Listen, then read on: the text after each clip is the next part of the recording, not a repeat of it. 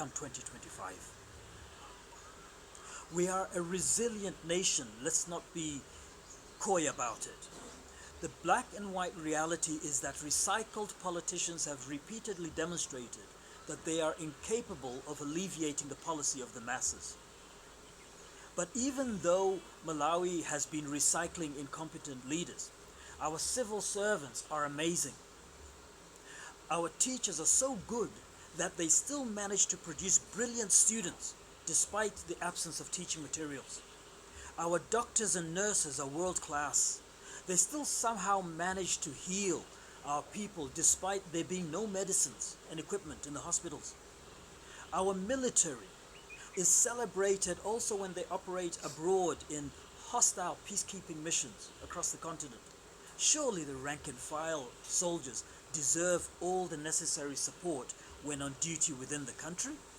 The same can be said for our very competent and professional immigration officials, customs officers, game wardens, and our police officers who are deployed under-resourced in difficult environments. So we do have a lot of potential as a country. Now there are some who will want you to believe that Malawians are not capable of being independent of the existing main political parties. You will hear them dismiss the call for fresh leadership. They will try to persuade Malawians that they, the four main political parties, are the only viable options. They will attack anyone who dares suggest that it is possible for Malawi to choose a leadership that has not been in parliament. They will try to change their spots, thinking that Malawians are not intelligent enough to recognize them in their new camouflage. They will insult you, young Malawians. They will insult you for even daring to think that in the next 24 months, we can wipe Parliament clean. They will say there's not enough time to do so, that you are too young for the responsibilities of government, that you have no experience in parliamentary or governance affairs. Please ignore their bullying tactics.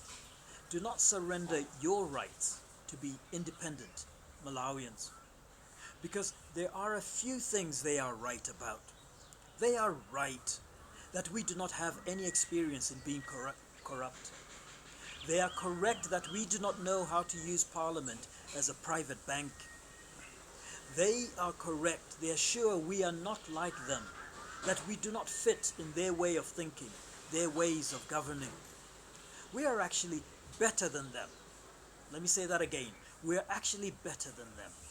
We are more qualified, more globally astute, more experienced in developing products, branding, marketing, negotiating, in inventing, in medical knowledge, in scientific acumen, financial markets, investment strategies they know nothing about, in diplomatic competencies, in democratic ideologies, and in developing policies. I would go a step further and state that because we are all, individually and collectively, far more secure in our own competencies, we're not threatened by listening to different opinions. In fact, we encourage reasoned engagement. They clearly don't understand this. Because we are secure in ourselves, we welcome competition. We thrive on competition. The constitution of this country is a document to protect the people of Malawi, not a document to protect political parties when they defy the people of Malawi. They clearly lack the heart capacity to understand this. There are plenty of Malawians who are very much like the energized, motivated, principled, competent young 1964 Malawi cabinet. A cabinet of integrity and honor. It was about delivering for the people of Malawi.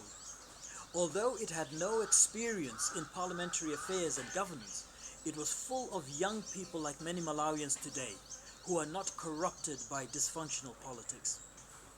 So we are not here today. I am not here today to ask the leaders of political parties for permission to rescue Malawi from their mismanagement.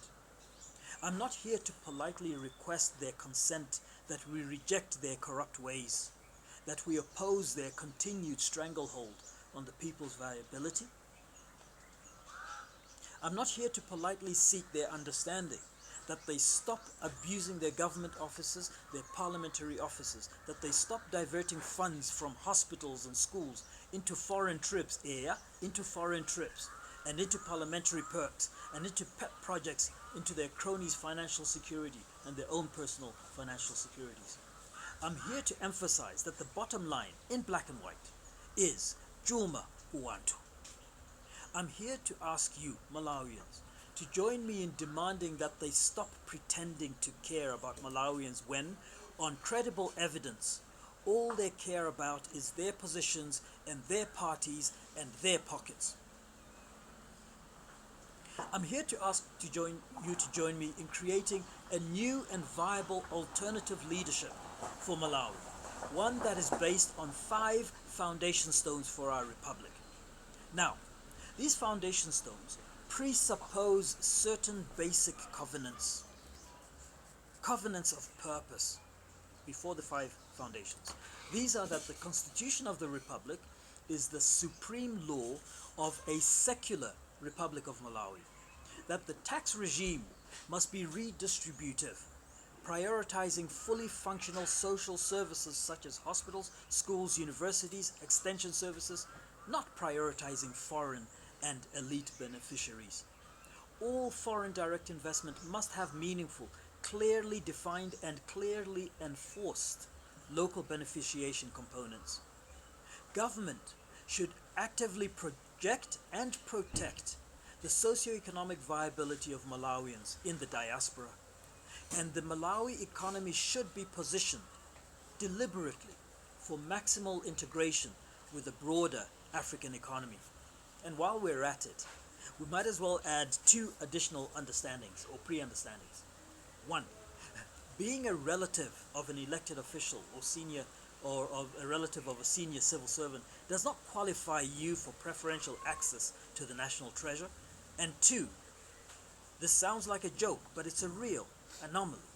Being the spouse who shares the bed of a constitutionally empowered official is not a constitutional position. With this firm understanding, the 5 foundation stones are these ones, and these for me are not negotiable.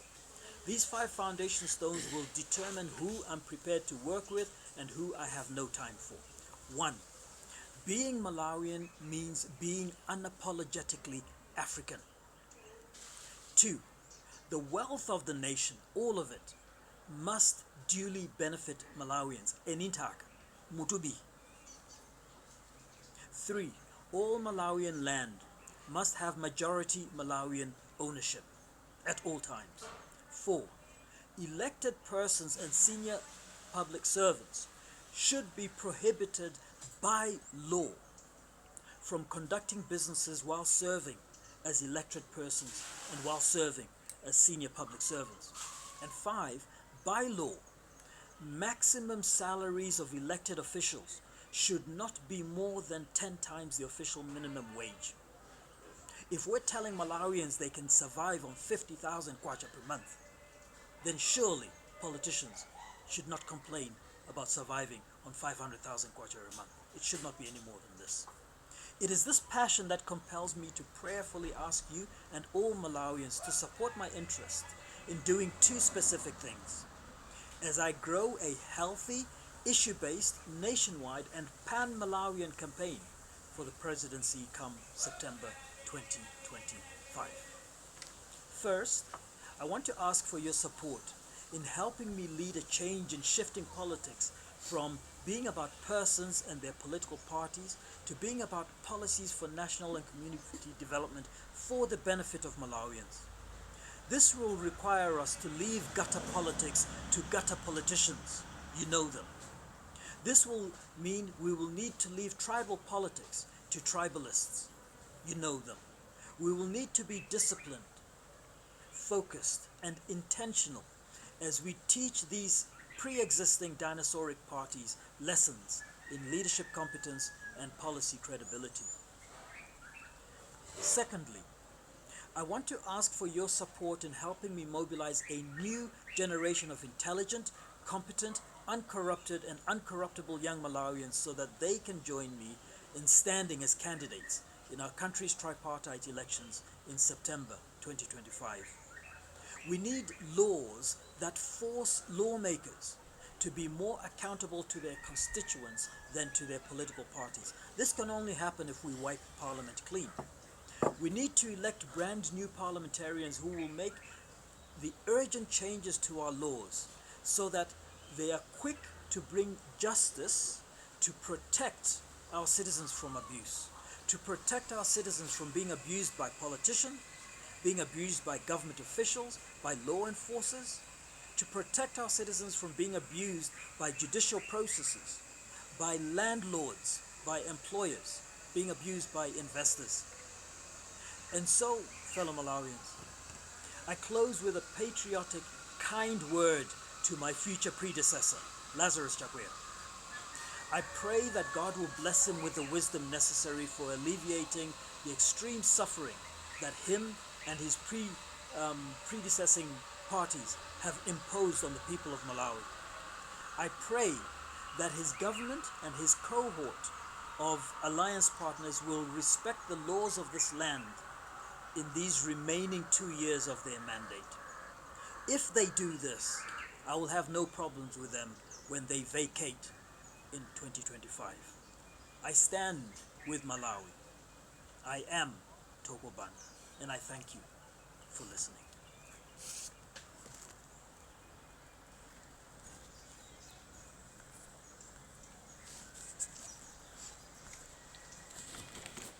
Ladies, gentlemen.